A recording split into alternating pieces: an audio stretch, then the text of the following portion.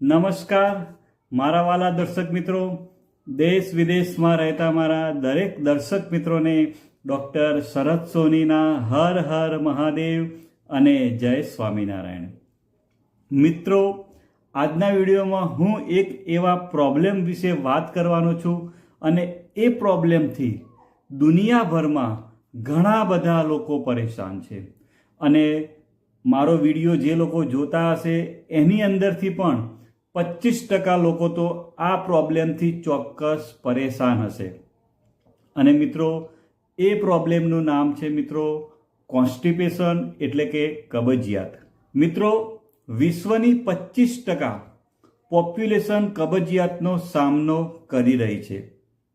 મિત્રો, કબજિયાત સાંભળવામાં જેટલું સહેલું લાગે છે ને, પણ મિત્રો જે લોકો કબજિયાતથી પીડાતા હોય છે એ લોકોને જ ખબર હોય છે કે કબજિયાતથી કેટલું નુકસાન થાય છે અને કબજિયાતના લીધે કેટલી તકલીફો પડે છે.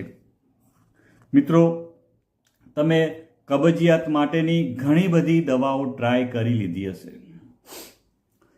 તો મિત્રો, આજના વિડીયોમાં હું તમને તમારા ઘરની અંદર પડેલી વસ્તુ અથવા તમારા ઘરની આસપાસ જોવા મળતી એક ઔષધિ વિશે વાત કરવાનો છું અને જેનો આયુર્વેદમાં તથા ચરક સંહિતામાં ઉલ્લેખ કરેલો છે અને એની અંદર ઘણું બધું મહત્ત્વ છે.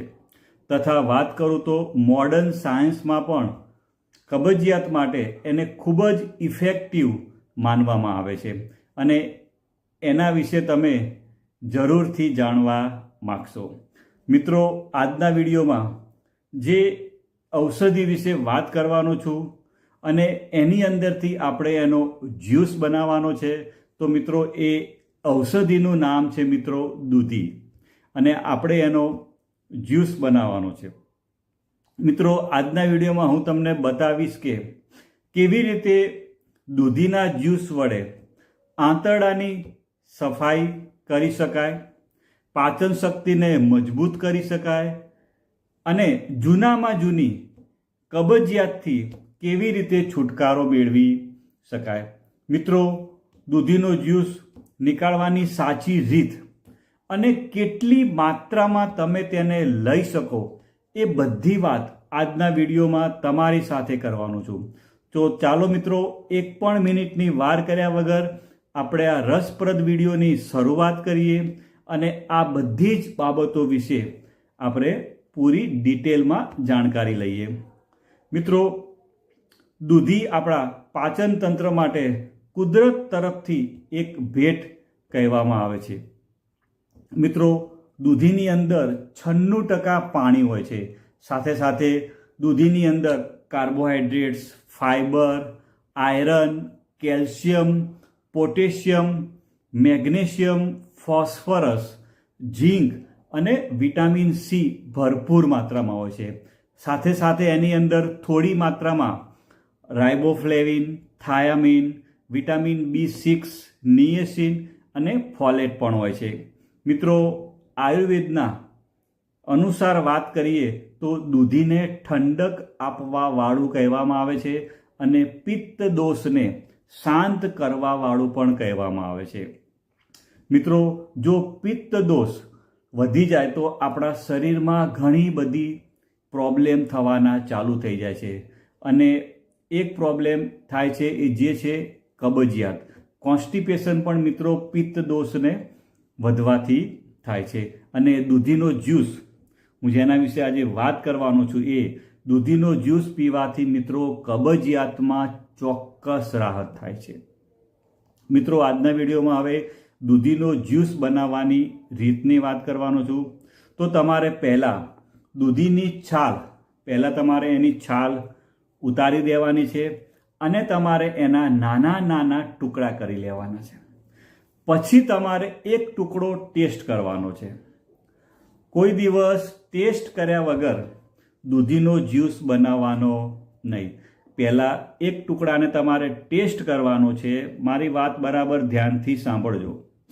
દૂધીનો એક ટુકડો ટેસ્ટ કરવાનો છે અને જો તમને કડવી લાગે તમને દૂધી કડવી લાગે તો 1 પણ મિનિટની વાર કર્યા વગર તમારે એ દૂધી ફેંકી દેવાની છે અને પછી તમારે એ દૂધીનો જ્યુસ બનાવવાનો નથી, કારણ કે કડવી દૂધી જીવલેણ સાબિત થઈ શકે છે.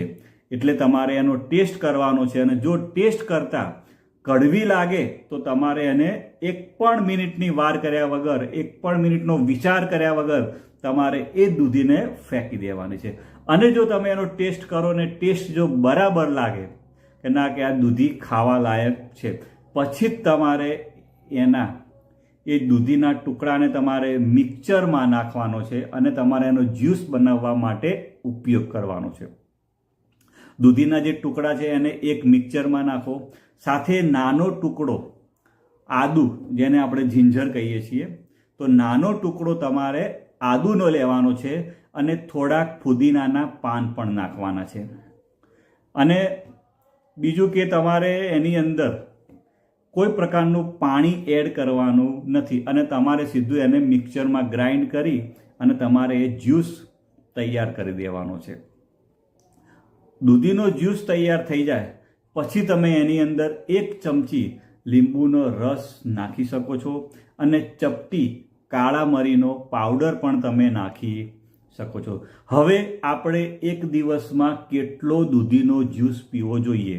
તો મિત્રો તમારે 1 દિવસમાં એટલે કે સવારે ખાલી પેટે જ આનો ઉપયોગ કરવાનો છે અને તમારે ખાલી ફક્ત 200 ml 200 મિલી જ ખાલી તમારે દૂધીના જ્યુસનો ઉપયોગ કરવાનો છે. વધુ પડતું પણ દૂધીનો જ્યુસ પીવાથી શરીરને નુકસાન થઈ શકે છે. કોઈ પણ વસ્તુ સારી હોય પણ જો તમે એનો વધુ પ્રમાણમાં જો એનો ઉપયોગ કરવામાં આવે તો એ આપણા શરીરમાં ફાયદાને બદલે નુકસાન પણ કરી શકે છે. એટલે તમારે 200 ml થી વધારે દૂધીનો જ્યુસ પીવાનો નથી અને બને ત્યાં સુધી તમારે એનો ખાલી પેટે ઉપયોગ કરવાનો છે. મિત્રો, જે મહિલાઓ પ્રેગ્નન્ટ હોય અથવા જે લોકો બાળકોને ફીડિંગ કરાવતી હોય તો એ લોકો માટે ખાસ કે એમને એમના ડૉક્ટરની સલાહ લઈને જ પછી આ દૂધીનો જ્યુસનો ઉપયોગ કરવો. આટલું ધ્યાન રાખવું. મિત્રો, તમને મારો વિડીયો સારો લાગ્યો તો લાઈક કરવાનું ભૂલતા નહીં અને સારો લાગ્યો તો બીજા મિત્રોને શેર પણ કરજો. અને જો તમે ચેનલ ઉપર નવા હોવ, પહેલી વખત તમે વિડીયો જોતા હો અને જો તમે હજુ સુધી ચેનલને સબસ્ક્રાઈબ ના કરી હોય તો મિત્રો ચેનલને પણ સબસ્ક્રાઈબ કરજો. આવજો મિત્રો, બાય બાય. ફરી મળીશું એક નવા ટોપિક સાથે. આવજો મિત્રો, બાય બાય.